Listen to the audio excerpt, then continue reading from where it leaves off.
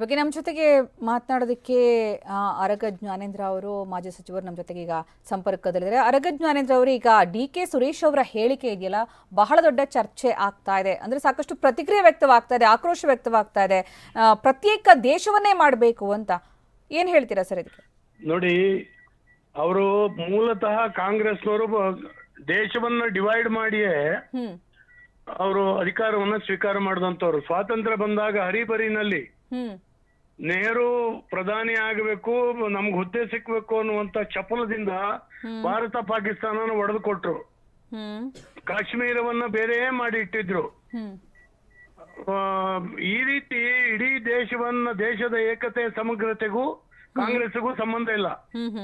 ಒಡೆಯೋದು ಕಾಂಗ್ರೆಸ್ ಹೊರತು ಜೋಡಿಸೋದಲ್ಲ.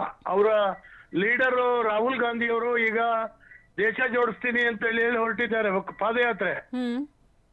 ಸುರೇಶ್ ಅವರು ಈ ರೀತಿ ಸ್ಟೇಟ್ಮೆಂಟ್ ಗಳನ್ನ ಬೇರೆ ದೇಶ ಮಾಡ್ಬೇಕಾಗತ್ತೆ ಅಂತ ಹೇಳ್ತಾ ಇದ್ದಾರೆ. ಅಂದ್ರೆ ಇಲ್ಲಿ ದಕ್ಷಿಣ ಭಾರತಕ್ಕೆ ಅನ್ಯಾಯ ಆಗ್ತಾ ಇದೆ ಅನ್ನೋದು ಅವರ ಬಜೆಟ್ ನಲ್ಲಿ, ಅನ್ಯಾಯ ಆಗಿದೆ ದಕ್ಷಿಣ ಭಾರತಕ್ಕೆ ಅನ್ನೋದು ಅವರ ಒಂದು ಅಭಿಪ್ರಾಯ. ನೋಡಿ, ಬಜೆಟ್ ನಲ್ಲಿ ಒಕ್ಕೂಟ ವ್ಯವಸ್ಥೆನಲ್ಲಿ ಯಾವ್ದಾವ್ದಕ್ಕೆ ಎಷ್ಟೆಷ್ಟು ಕೊಡ್ಬೇಕು ಅಂತ ಈಗಾಗಲೇ ಸೂತ್ರಬದ್ಧವಾಗಿ ಅದನ್ನ ಕೊಡ್ತಾ ಇದ್ದಾರೆ. ಅದನ್ನ ಡೀಟೇಲ್ ಹೋದ್ರೆ ಸಾವಿರ ಕೋಟಿಗಟ್ಲೆ ಎಕ್ಸಸ್ ನಮ್ಗೆ ಕೊಟ್ಟಿದೆ ಈಗಾಗಲೇ ಸೆಂಟ್ರಲ್ ಗವರ್ಮೆಂಟ್. ಅದನ್ನ ಕೇಳಬೇಕೆ ಹೊರತು ಸೆಂಟ್ರಲ್ ಗವರ್ಮೆಂಟ್ ಗೆ ಎದುರುಗಡೆ ಚರ್ಚೆ ಮಂಡನೆ ಮಾಡಬೇಕು, ಹಕ್ಕು ಮಂಡನೆ ಮಾಡಬೇಕು. ಇವ್ರಿಗೆ ಆ ಶಕ್ತಿಯೇ ಇಲ್ದೇನೆ ದೇಶನೇ ಹೊಡೆದ್ ಬಿಡೋಣ ಅಂತ ಹೇಳಿದ್ರೆ ಇದ್ರ ಅರ್ಥ ಎಂತದ್ದು? ಹೀಗಾಗಿ ಅಲ್ಲ, ಈಗ ಅಖಂಡ ಭಾರತ ಅಂತ ಹೇಳಿ ಭಾರತದಿಂದ ಸಪರೇಟ್ ಆಗೋದನ್ನ ಸೇರ್ಪಡೆ ಮಾಡುವಂತಹ ಕೆಲಸ ಒಂದ್ ಕಡೆ ಆಗ್ತಾ ಇದ್ರೆ, ಈ ರೀತಿ ಒಂದು ಕೂಗಿದೆಯಲ್ಲ, ಅದು ಕ್ಯಾಂಪೇನ್ ರೀತಿ ಮುಂದೆ ಬೇರೆ ಬೇರೆ ತಿರುವು ಪಡ್ಕೊಳ್ಳುವಂತಹ ಸಾಧ್ಯತೆ ಇದೆ ಅಂತ ಅನ್ಸಲ್ವಾ ಅಂತ?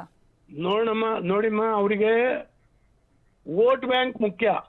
ಬರುವ ಲೋಕಸಭೆಯಲ್ಲಿ ಜನರನ್ನು ಪ್ರಚೋದನೆ ಮಾಡಬೇಕು, ಅದು ಮುಖ್ಯ ಆಗತ್ತೆ. ಈಗಾಗಲೇ ಕರ್ನಾಟಕ ರಾಜ್ಯದಲ್ಲಿ ಅವರು ಗ್ಯಾರಂಟಿಗಳನ್ನು ಘೋಷಣೆ ಮಾಡಿ ಆ ಗ್ಯಾರಂಟಿಗಳ ವಿಮಾನ ಏರಿ ಬಂದಲ್ಲಿ ಸಿಂಹಾಸನದಲ್ಲಿ ಕೂತಿದ್ದಾರೆ. ಅದೀಗ ಎಳೆದಾಕುವಂತ ಸ್ಥಿತಿ ಬಂದಿದೆ. ಈಗ ಕರ್ನಾಟಕ ಜನವೇ ಅವ್ರನ್ನ ನಂಬ್ತಾ ಇಲ್ಲ. ಹೀಗಿರುವಾಗ ಜನರನ್ನ ಕೇಂದ್ರ ಸರ್ಕಾರದ ವಿರುದ್ಧ, ಮೋದಿ ಅವರ ವಿರುದ್ಧ ಎತ್ಕಟ್ಟುವಂತ ಕೆಲಸವಂತ ಇಂತ ಹೇಳಿಕೆಗಳ ಮೂಲಕ ಮಾಡೋದು ಮಾತ್ರ ಅವ್ರ ಬಂಡವಾಳ ಆಗಿದೆ. ಈಗ ಅವ್ರು ಕೆಲಸ ಮಾಡಿ ಒಳ್ಳೆ ಆಡಳಿತ ಕೊಟ್ಟು ಅವರು ಜನರ ಬೆಂಬಲ ಗಳಿಸುವಂತ ಪರಿಸ್ಥಿತಿನಲ್ಲಿ ಇವತ್ತಿಲ್ಲ ಕಾಂಗ್ರೆಸ್. ಧನ್ಯವಾದ ನಮ್ಮ ಜೊತೆಗೆ ಇಷ್ಟೊತ್ತು ಮಾತನಾಡಿದಕ್ಕಾಗಿ ಅರಗ ಜ್ಞಾನೇಂದ್ರ ಅವರೇ.